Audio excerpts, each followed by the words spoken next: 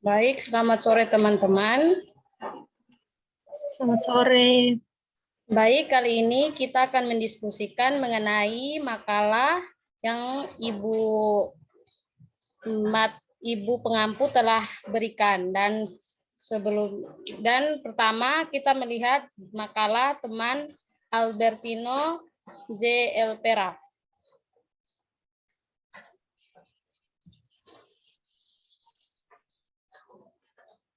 Baik, di awal setelah cover ada kata pengantar.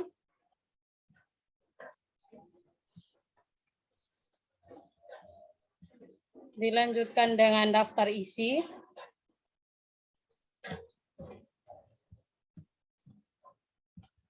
Dan pertama bab 1 pendahuluan, 1 latar belakang. Bisa teman-teman lihat.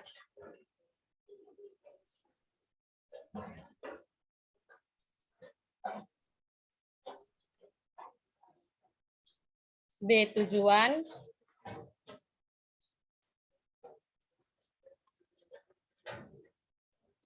Bab 2 pembahasan.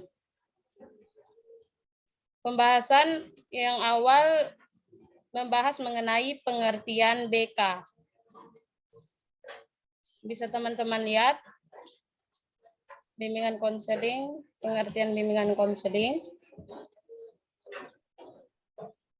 Yang kedua mengenai jenis layanan bimbingan dan konseling.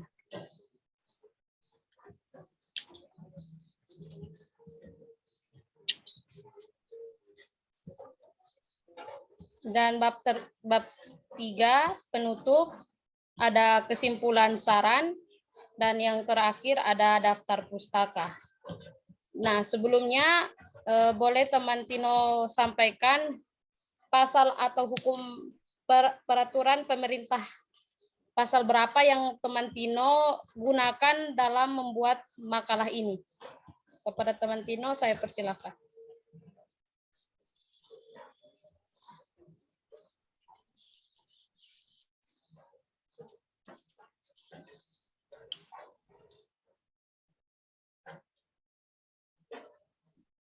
Coba turun lagi sedikit. Di mana? Yes, turun.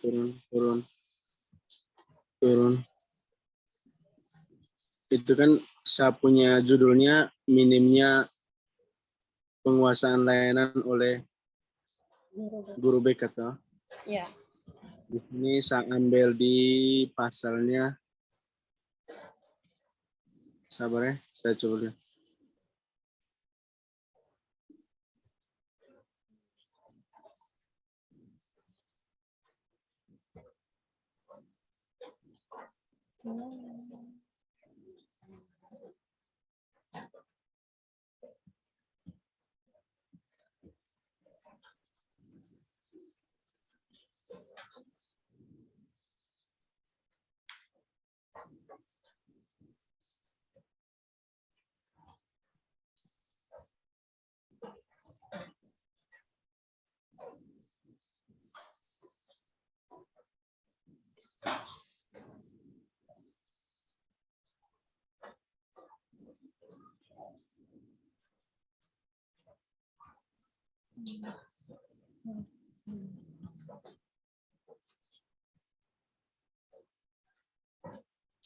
Oh, ini.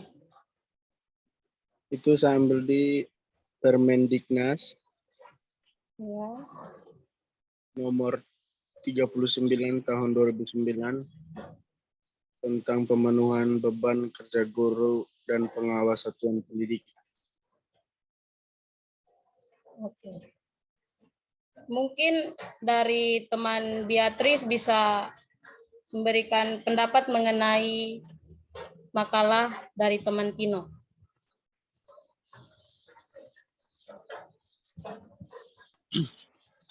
Baik, terima kasih untuk kesempatan yang diberikan kepada saya. Sebelumnya, makalah yang sudah disiapkan ini kalau menurut saya sudah bagus karena sudah sesuai dengan topik atau suruhan yang diberikan oleh dosen pengampu Tetapi di sini saya lihat dari kerapiannya masih ada beberapa poin itu yang sambung di satu kertas atau satu slide. Atau mungkin karena ini jenis Word yang dipakai beda atau bagaimana saya juga kurang tahu. Tetapi yang saya lihat itu seperti itu. Nah, selanjutnya itu dari sisi pembahasannya itu, kalau menurut saya makalah dari teman Albertino ini sudah bagus. Kelengkapan pengertiannya juga sudah bagus. Dari isi materi yang disampaikan juga sudah bagus sesuai dengan topik atau pokok pembahasannya. Jadi mungkin dari saya sarannya semoga kedepannya lebih aktif lagi atau maksudnya lebih baik lagi dari sekarang dalam menggali suatu masalah atau membuat suatu makalah itu lebih dalam lagi mencermati isi-isinya. Mungkin hanya itu dari saya. Baik. Tambahan dari saya untuk teman Tino pada pembuatan makalah pada makalah teman Tino, tambahan dari saya mungkin teman Tino juga harus melampirkan atau mengisi halaman, karena di sini teman Tino membuat daftar isi dan ada nomornya, nomor halaman, tapi pada makalahnya tidak ada halaman. Bagusnya teman Tino mengedit untuk membuat nomor halaman pada setiap lembaran makalah teman Tino.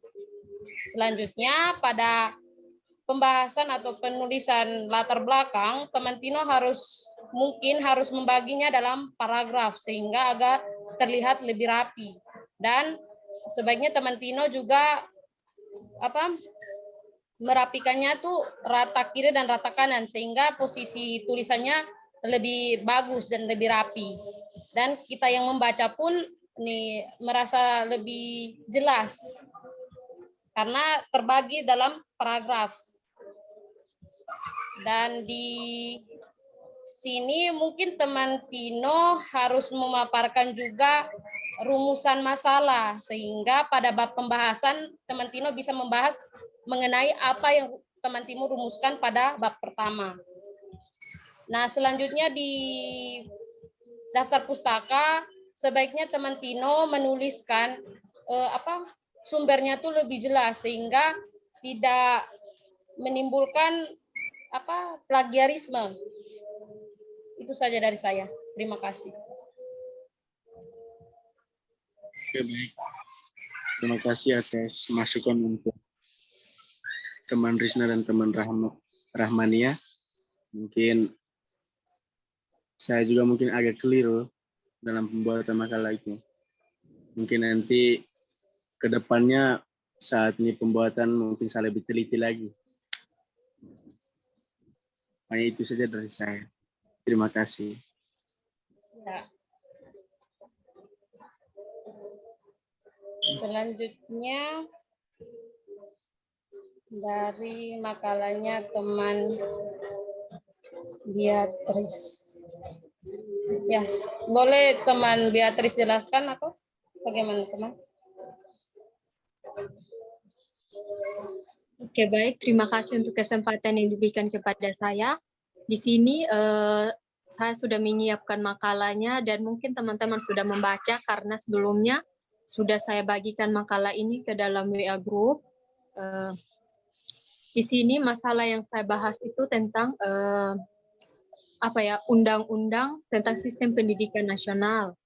Pada pasal 1 bahwa pendidik itu adalah tenaga pendidikan yang berkualifikasi sebagai guru, dosen, konselor, pamong belajar, tutor, instruktur, fasilitator, dan sebutan lainnya.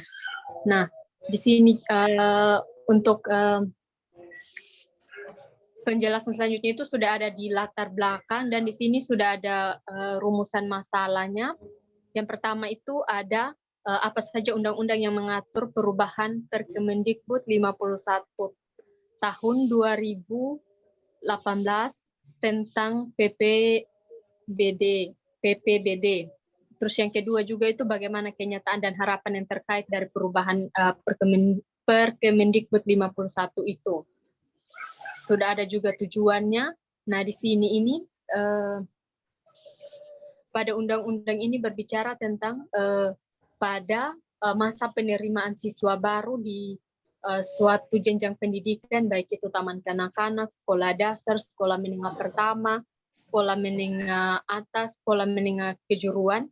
Nah, di mana di situ bahwa ketika siswa mau masuk ke sekolah itu mereka terimanya secara zonasi atau siswa yang berada di lingkungan sekolah tersebut. Nah, dari persoalan seperti ini, saya sendiri melihat bahwa sepertinya akan berdampak pada siswa lain atau kepada anak-anak yang lain, di mana mereka mempunyai minat untuk masuk ke sekolah tersebut atau sekolah A, tetapi mereka dari daerah B, otomatis mereka tidak bisa masuk ke sekolah A karena aturan ini. Jadi di sini saya membahas itu karena supaya bisa ada kesempatan dari siswa yang di wilayah B bisa masuk ke sekolah di wilayah A sesuai dengan minat atau bakat yang dimiliki oleh peserta didiknya. Nah, pada makalah saya ini di situ juga sudah ada beberapa sudah ada saran juga yang saya cantumkan tentang atau sudah ada saran yang menyangkut harapan saya tentang aturan tersebut. Mungkin teman-teman sudah membaca secara keseluruhan dan saya rasa makalah saya ini jauh dari kesempurnaan, jadi saya minta teman-teman untuk memberikan kritik dan saran sesuai dengan yang sudah saya buat. Terima kasih.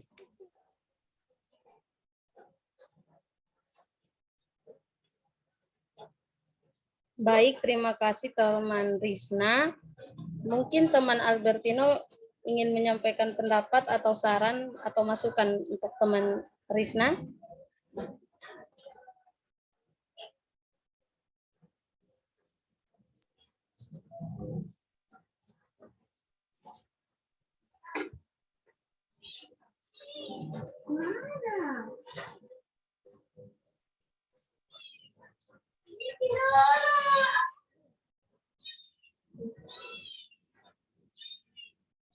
Dari saya, teman Risna, sedikit masukan pada bagian daftar isi. Mungkin teman Risna bisa membuat nomor halamannya. Mungkin pada halaman kata pengantar sama daftar isi, teman Risna bisa memakai nomor Romawi. 1, 2 pakai angka Romawi.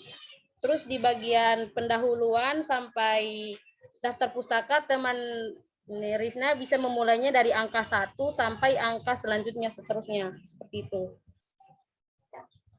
Dan menurut saya makalah teman Risna sudah bagus dan mungkin sudah lebih baik. Itu saja dari saya.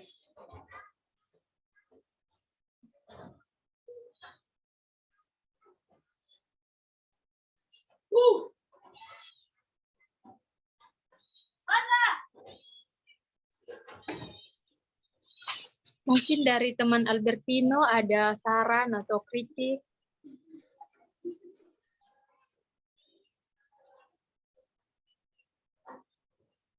Teman Tino. Oke. Mohon maaf, mungkin jaringan saya ini kurang bagus. Kalau dari saya,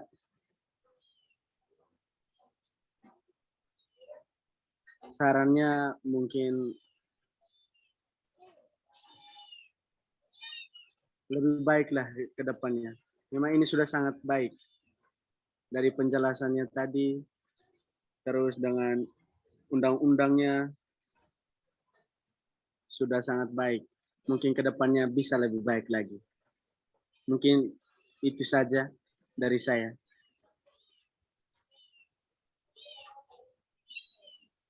Oke, baik. Terima kasih untuk saran dan kritiknya buat saya. Semoga ke depannya lebih baik lagi. Untuk waktu selanjutnya, saya kembalikan kepada moderator. Baik.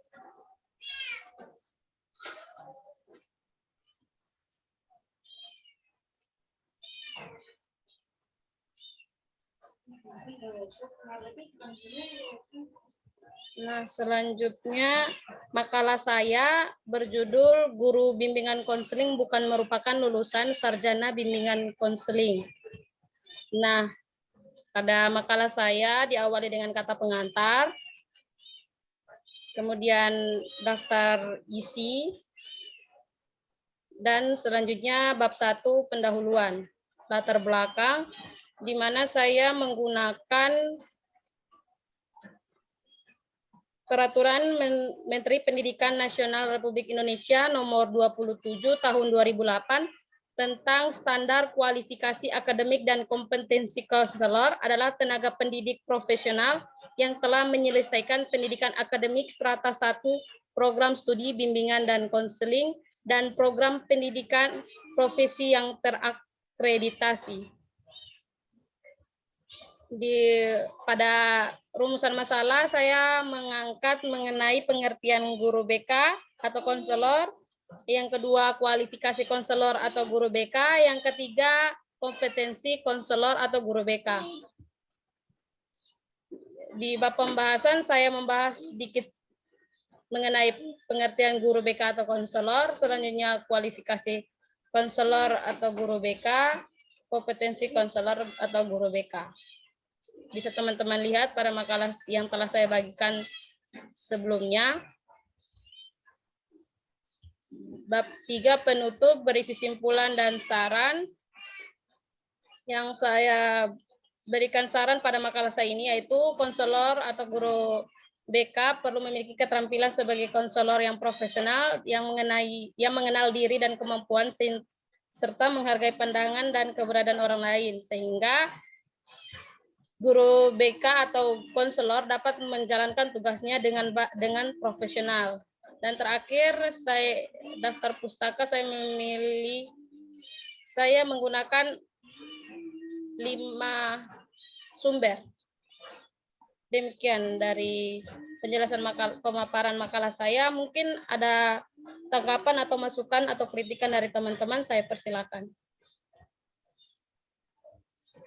Baik, kalau masukan dan kritik dari saya itu makalah dari teman Rahmania tadi sudah bagus. Mungkin saya kayak rasa pusing lihat ini karena mungkin dia punya kurang menarik atau mungkin banyak terlalu. Ini saya lihat nih agak pusing juga. Mungkin saran dari saya mungkin untuk kedepannya membuat makalah tuh usahakan supaya ketika pas orang lihat tuh orang mau membaca bisa agak lebih menarik lagi, mungkin hurufnya atau dia punya spasinya mungkin. Nah, itu saja kritik dan saran dari saya. Mungkin ada dari teman Krishna, saya persilakan. Oke, baik. Terima kasih. Kalau dari saya untuk makalah yang sudah disiapkan oleh teman Rahmania Karim ini sudah bagus. Yang pertama itu dari segi kerapian makalahnya, baik itu dari penomoran halaman, terus penempatan kata pengantar, daftar isi itu sudah baik. Terus masuk ke pembahasan, di situ sudah ada pengertian guru BK atau konselor. Menurut saya pengertian yang sudah dicantumkan di sini itu sudah mencakup keseluruhannya dari pengertian konselor itu seperti apa atau guru BK itu seperti apa, dan hal-hal yang perlu dilakukan sebagai konselor itu apa, di situ sudah tercantumkan. Terus ada juga kualifikasi konselor atau guru BK. Di sini menurut saya sudah baik karena maksudnya sesuai dengan kriteria guru BK sendiri atau konselor. Terus juga ada kompetensi di sini. Menurut saya makalah dari teman Rahmania sudah baik, lebih dikembangkan lagi supaya kedepannya lebih baik dari sekarang. Terima kasih. Terima kasih juga atas tanggapan dari masukan atau kritik dari teman Tino dan teman Risna. Mungkin nantinya saya akan mengembangkan tulisan makalah saya ini agar lebih baik dan lebih menarik lagi, sehingga para pembaca tidak bosan atau jenuh melihat tulisan makalah saya ini. Mungkin apakah kita bisa melanjutkan membahas makalah teman Rini Mawo atau bagaimana menurut teman-teman? Kalau menurut saya mungkin nanti saja ya. Kalau kita membahas makalahnya teman lain dan teman yang punya makalah itu tidak ada juga sama saja. Mungkin lain waktu kita bisa bertemu sama-sama dan dia baru kita lihat sama-sama. Ini kalau kita bahas sendiri sedangkan dia sendiri tidak ada, ini bisa juga ini. Oke. Itu mungkin dari teman lain mungkin ada masukan atau mau kita bahas semua? Kalau dari saya kayaknya tidak usah saja karena memang orang yang bersangkutan itu tidak hadir. Terus apa yang kita mau sampaikan masukan kan dia tidak ada. Terus apa inti dari materi yang ada yang sudah dia siapkan juga kan kita tidak maksudnya tidak tahu maksudnya itu seperti apa, intinya seperti apa, tujuannya itu kemana gitu kan. Jadi menurut saya mungkin lain waktu kita bisa punya kesempatan lagi untuk membahas makalah dari teman yang tidak sempat hadir, mungkin karena gangguan jaringan atau lain sebagainya. Oke, baik. Jadi kita akhiri saja pembahasan tentang makalah kita. Mungkin sekian dari pertemuan kita hari ini. Selamat sore. Selamat sore. Selamat sore.